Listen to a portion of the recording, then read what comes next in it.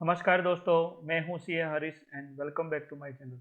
आज मैं आपके साथ शेयर करने जा रहा हूं वैल्यू इन्वेस्टिंग क्या होता है और शेयर मार्केट में अगर आपको इन्वेस्ट करना है तो वैल्यू इन्वेस्टिंग अगर आप करोगे तो उसका क्या इम्पोर्टेंस है, ताकि आपको ये वीडियो में कंप्लीट डिटेल मिल जाएगा। अगर आप वैल्यू इन्वेस्टिंग सीख जाओगे तो कभी भी आप शेयर मार्केट में लॉस नहीं करोगे और आपका पोर्टफोलियो जो आप बाइंग रहेगा वो ऑलवेज लोअर में ही बाइंग रहेगा। तो ये वीडियो बहुत ही इंपॉर्टेंट रहने वाला है अगर आपको शेयर मार्केट में लॉन्ग टर्म में इन्वेस्ट करना है और शेयर मार्केट से पैसा बनाना है। तो वैल्यू इन्वेस्टिंग सीखना आपके लिए बहुत ही इम्पोर्टेंट यहाँ पे हो जाता है। फर्स्ट मैं आपको बता देता हूँ कि अगर आप कोई भी शेयर मार्केट में या कोई भी प्रॉपर्टी या कुछ भी बाय करने जाएंगे तो तीन टाइप का उसके प्राइस होती है, वैल्यू। अगर शेयर मार्केट की बात करें तो शेयर मार्केट में फर्स्ट जो प्राइस होती है वो करंट मार्केट प्राइस, जो आपको मार्केट प्राइस में अभी BSE या NSE में जो भी लिस्टेड स्टॉक्स है उसकी प्राइस इजीली अवेलेबल है, वो एनी टाइम आपको मिल जाएगी। तो उसको बोलेंगे हम लोग करंट मार्केट प्राइस, जो प्राइस पे आपको अवेलेबल है यहाँ पे शेयर, कोई भी शेयर। तो उसको अगर कंपेयर करना है आपको, अगर आप उसको जानना है तो उसका पी रेशियो देखना होता है। पी मतलब price divide by earning per share. अगर पी रेशियो हायर है, तो मैंने प्रीवियस वीडियो में मैं बताया था कि पी रेशियो अगर हायर है तो वो ओवर वैल्यूड स्टॉक है और वो महंगा स्टॉक है। और अगर पी रेशियो लोअर है तो उसको हम बोलेंगे सस्ता स्टॉक है। तो वो देख के आप अपना डिसाइड कर सकते हैं कि पी रेशियो के हिसाब से स्टॉक महंगा है या सस्ता है। और पी रेशियो को आपको कंपेयर करना पड़ेगा सेक्टर पी रेशियो के साथ, क्योंकि जिस सेक्टर में जो कंपनी है, जो कंपनी के लिए आप इवेल्युएट करने जा रहे हो, वो कंपनी जिस सेक्टर में है वो सेक्टर का पी रेशियो के साथ आपका कंपनी का पी रेशियो अगर कंपेयर करोगे तो आपको ज़्यादा बेटर आइडिया लगेगा। क्योंकि पी रेशियो ऐसे इंडिपेंडेंट रेशियो में आपको समझ में नहीं आएगा कि ये महंगा है या सस्ता है। तो ये चीज़ आपको देख के आप इजीली आइडेंटिफाई कर सकते हो कि आप जो कंपनी का शेयर बाय करने जा रहे हो वो सस्ता है शेयर है या महंगा शेयर है। दूसरा जो वैल्यू आपको देखनी है वो है बुक वैल्यू पर शेयर। बुक वैल्यू कैसे कैलकुलेट कर सकते हैं? Net assets available for equity share holders, क्योंकि आप इक्विटी शेयर होल्डर बनने जा रहे हो तो आपको आपके लिए कितनी एसेट्स अवेलेबल है। नेट एसेट, नेट एसेट मतलब टोटल एसेट्स में से जो टोटल लायबिलिटीज माइनस करने के बाद जो नेट एसेट्स बचती है वो हो गया नेटवर्थ भी बोल सकते हैं। काफ़ी अकाउंटिंग टर्मिनोलॉजी में उसको नेटवर्थ भी बोलते हैं। Net worth available to equity share holders divide by number of equity shares. तो उसको अगर देखना है आपको तो यहाँ पे उसके लिए PB रेशियो होता है, price divide by book value. तो बुक वैल्यू से प्राइस कितना गुना है वो आप अगर आप देखोगे तो आपको पता चलेगा कि करंट जो बुक वैल्यू जो है अकाउंटिंग रूल्स के हिसाब से जो भी बुक वैल्यू आ रही है उससे आपकी प्राइस, जो आपके जो शेयर की प्राइस है, जो करंट मार्केट प्राइस, वो कितना गुना है वो आप यहाँ पे PB रेशियो देख के आपको पता चल जाएगा और आपको समझ में आ जाएगा। उसको भी मैं आपको बताऊंगा कि उसको भी आपको अपने जो सेक्टर है, सेक्टर का जो PB रेशियो होता है उसके साथ कंपेयर करोगे तो आपको इजीली पता चल जाएगा। यहाँ पे लोअर PB रेशियो मतलब PB रेशियो एक या एक एक अगर 1 है तो वो बुक वैल्यू और प्राइस दोनों सेम है वैसा बोल सकते हैं। और एक से ज़्यादा है तो फिर वो महंगा होता है, और जितना लोअर है उतना सस्ता, जितना हायर PB रेशियो है वो महंगा शेयर यहाँ पे हम बोल सकते हैं। तीसरा और मोस्ट इम्पोर्टेंट जो वैल्यू जो है, तीसरा टाइप का जो वैल्यू है वो है intrinsic value of any share. ये बहुत ही इंपॉर्टेंट है। ये कंसेप्ट अगर आप समझ जाओगे, इंट्रिंसिक वैल्यू अगर आपको पता चल गया और वो कितनी है और वो कैलकुलेट करना आप सीख जाओगे तो आप शेयर मार्केट से अच्छा खासा इनकम या अच्छा खासा मनी पैसा बना सकते हो। तो इंट्रिंसिक वैल्यू जानना आपके लिए बहुत ही इम्पोर्टेंट है। और अगर आपको मैं बताऊं तो वॉरेन बफेट ने भी जितना भी शेयर मार्केट से कमाया है वो इंट्रिंसिक वैल्यू देख के ही ऑलवेज इन्वेस्ट किया है।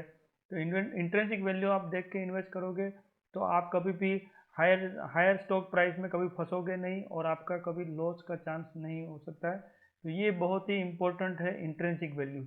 इंट्रिंसिक वैल्यू क्या है वो हम जान लेते हैं। इंट्रिंसिक वैल्यू कैसे होता है, अगर मैं शॉर्ट में इन शॉर्ट अगर वन वर्ड में अगर आपको बता दूं तो इंट्रिंसिक वैल्यू होती है फेयर वैल्यू जो आप अगर कोई, मैं प्रॉपर्टी का एग्जांपल लेता हूँ, तो प्रॉपर्टी में भी आप बैंक लोन लेने जाते हो, अगर हाउसिंग लोन लेना है आपको, तो वहाँ पे दो चीज़ होता है। एक तो आपका आपकी जो प्रॉपर्टी की जो वैल्यू है वो दो आप पे कर रहे हो बिल्डर को, वो एक प्राइस हो गई। और दूसरा वैल्यू, और जो बैंक लोन देने के पहले जो वैल्यूअर से थ्रू जो भी आपकी प्राइस, आपकी जो प्रॉपर्टी है उसकी प्राइस निकलवाते हैं, वो हो गई फेयर वैल्यू। तो यहाँ पे फेयर वैल्यू कैलकुलेट करने के लिए कुछ दो तीन मॉडल्स होते हैं।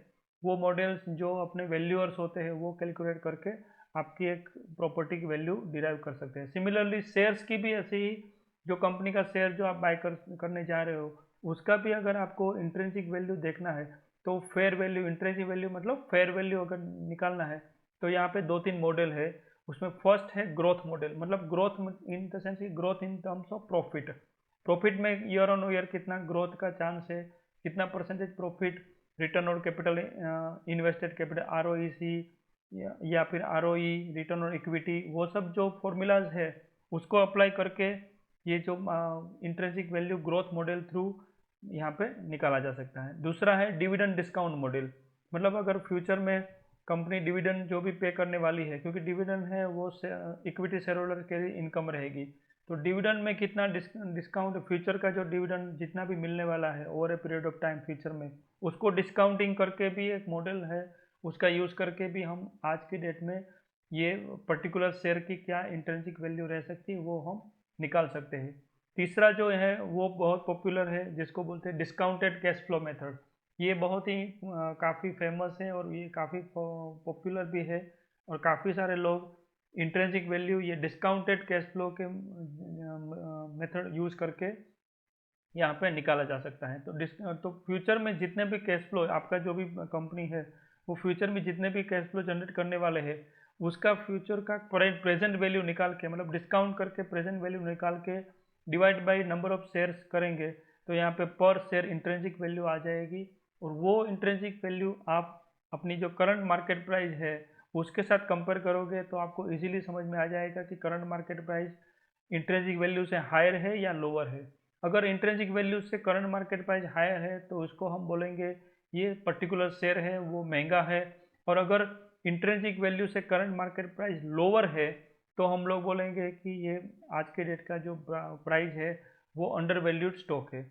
अगर आपको एग्जांपल के तौर पे अगर मैं समझाऊं, तो मैं यहाँ पे टिकट टैप जो ऐप है जो मैं यूज़ करता हूँ, तो वो उसके ऊपर मैं यहाँ पे लेके आपको जस्ट एग्जांपल के तौर पे यहाँ पे बताता हूँ कि कैसे हम चेक कर सकते हैं इंट्रिंसिक वैल्यू।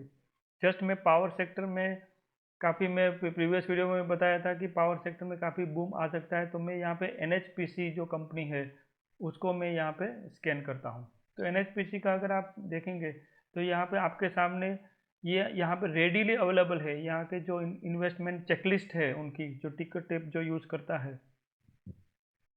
वो चेकलिस्ट देख के आप इजीली समझ में आ जाएगा कि यहाँ पे इंट्रिंसिक वैल्यू में यहाँ पे ग्रीन टिक है। ग्रीन टिक मतलब कि जो करंट मार्केट प्राइस उसकी 41.95 जो है आज की डेट में एनएचपीसी की, वो इंट्रिंसिक वैल्यू जो उसकी है उससे कम है, वैसा यहाँ पे इंडिकेटर दिखा रहा है। तो वो इंडिकेटर देखने से फर्स्ट स्टेप आपका हो गया कि इंट्रिंसिक वैल्यू से लोअर प्राइस है, तो आप इसको आप अपने बाइंग पर्पस के लिए कंसिडर कर सकते हो। हालांकि यहाँ पे मैं कोई इन्वेस्टमेंट एडवाइस नहीं दे रहा हूँ, मगर जस्ट आपको दिखाने के लिए कि मैंने जो आपको बताया कि अगर आपको कोई भी शेयर परचेस करना है तो क्या क्या चीज़ चेक करना चाहिए और इंट्रिंसिक वैल्यू का क्या इंपॉर्टेंस है, वो यहाँ पे दिखाने के लिए मैं बता रहा हूँ। और दूसरा जो चीज़ है पी रेशियो भी आपको अगर देखना है तो यहाँ पे की मैट्रिक्स जो है उसमें इजीली अवेलेबल है 12.47 है। और उसको मैंने बोला था कि आपको सेक्टर पी रेशियो के साथ अगर कंपेयर करोगे तो